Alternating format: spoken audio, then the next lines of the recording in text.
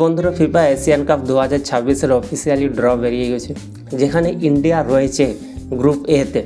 আর ইন্ডিয়ার চ্যাম্পিয়ন হওয়ার একটা কিন্তু বিরাট সুযোগ রয়েছে, এফসি এশিয়ান কাপের সুযোগ রয়েছে চ্যাম্পিয়ন হওয়ার। কারণ গ্রুপ এ থেকে যে টিমগুলো রয়েছে তাদের মধ্যে একটাই বেস্ট টিম আছে। তো ইন্ডিয়া যদি চ্যাম্পিয়ন হয় ফিফা এশিয়ান কাপে, তাহলে ইন্ডিয়া চ্যাম্পিয়ন হলে কোটি টাকা পাবে। এবং গ্রুপে কে সব থেকে টপ টিম রয়েছে ইন্ডিয়ার গ্রুপে, তো আজকের ভিডিওতে আলোচনা করব।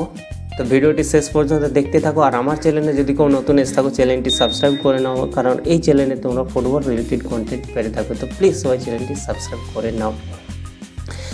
তো ভাই, ইন্ডিয়া ফিফা এশিয়ান কাপের কিন্তু একটা হিউজ চান্স রয়েছে চ্যাম্পিয়ন হওয়ার কিন্তু।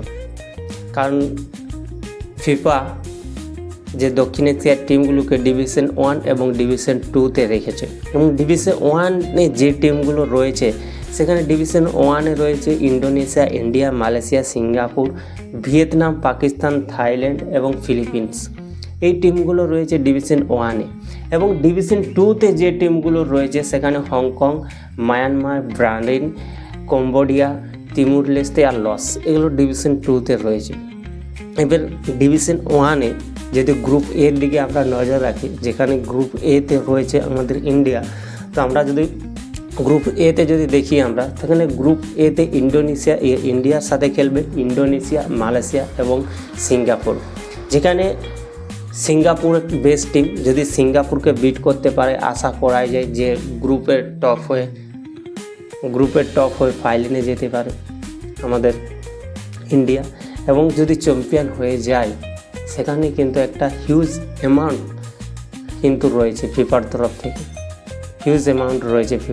থেকে, এবং গ্রুপ বি থেকে কার যাওয়ার সম্ভাবনা রয়েছে? গ্রুপ বি থেকে রয়েছে ভিয়েতনাম, পাকিস্তান, থাইল্যান্ড এবং ফিলিপিন্স। তো গ্রুপ বি থেকে ভাই থাইল্যান্ডের যাওয়ার চান্স রয়েছে। আমার মনে হয় থাইল্যান্ড চলে যেতে পারে গ্রুপ বি থেকে। তো সেক্ষেত্রে থাইল্যান্ডের বিরুদ্ধে আমরা দেখেছি ভালো পারফরমেন্স করতে আমাদের ইন্ডিয়াকে, থাইল্যান্ডের এগেনস্টে। তো যদি এই দুটো টিম যায়, ইন্ডিয়া এবং থাইল্যান্ড, গ্রুপ এ থেকে এবং গ্রুপ বি থেকে, সেখানে কিন্তু একটা চ্যাম্পিয়ন হওয়ার ইন্ডিয়ার একটা বিরাট চান্স রয়েছে চ্যাম্পিয়ন হওয়ার।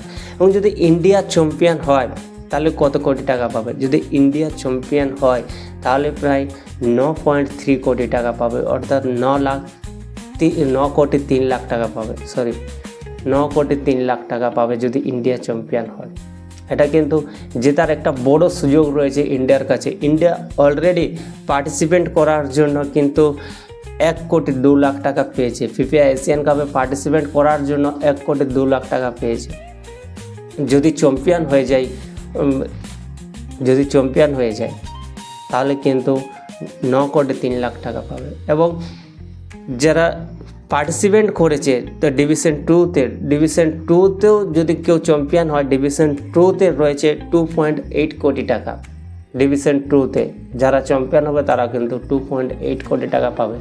তো ইন্ডিয়ার কাছে একটা বড় সুযোগ রয়েছে এই অ্যামাউন্টটা জেতার জন্য, এবং দক্ষিণ এশিয়ার সেরা টিম প্রমাণ করার জন্য। একটা কিন্তু দক্ষিণ এশিয়ার না, আমাদের এশিয়ার মধ্যে যে টিমগুলো রয়েছে একটা কিন্তু ভালো টিম, দক্ষিণ এশিয়ার টিমগুলো সেরা টিম হওয়ার জন্য একটা কিন্তু প্রবল দাবিদার রয়েছে ইন্ডিয়ার কাছে। তো ইন্ডিয়া কোথায় শেষ করতে পারে এখন খলিদ জামিলের আন্ডারে, এটাই দেখার আছে। আমি আশা করছি যে ইন্ডিয়া চ্যাম্পিয়ন হওয়ার কিন্তু একটা বড় সুযোগ রয়েছে। এখান থেকে যদি না ইন্ডিয়া চ্যাম্পিয়ন হতে পারে, তাহলে আমরা যে আশা করছি যে 2030-এ যে 64টা টিম খেলবে ফিফা ওয়ার্ল্ড কাপে, সেখানেও আমাদের ইন্ডিয়াকে আমরা দেখতে পাবো না। এবং 2034-এ গিয়েও আমরা দেখতে পাবো না।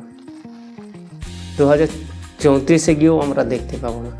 তো এখানে যদি চ্যাম্পিয়ন হয় এবং যদি 9 কোটি টাকা পায়, তো সেখান থেকে অনেক কিন্তু কাজে লাগবে, গ্রাউন্ড লেভেল থেকে কাজে লাগবে। আমাদের যে গ্রাসরুট লেভেলে যে ভালো ডেভেলপমেন্ট করতে পারবে। এবং একটা ভাই ফিফা যে একটা টুর্নামেন্ট হোস্ট করছে এবং সেখানে যদি চ্যাম্পিয়ন হয়, তাহলে কিন্তু এটা একটা ভালো পজিটিভ নিউজ থাকবে ইন্ডিয়ান ফুটবলের দিক থেকে। তো ভিডিওটি যদি ভালো লেগে থাকে অবশ্যই একটা লাইক করে দেবে, আর যদি কেউ নতুন এসে থাকো অবশ্যই চ্যানেলটি সাবস্ক্রাইব করে নেবে। তো দেখা হচ্ছে পরের ভিডিওতে, ততক্ষণ পর্যন্ত সবাই সুস্থ থাকো, ভালো থাকো, জয় হিন্দ।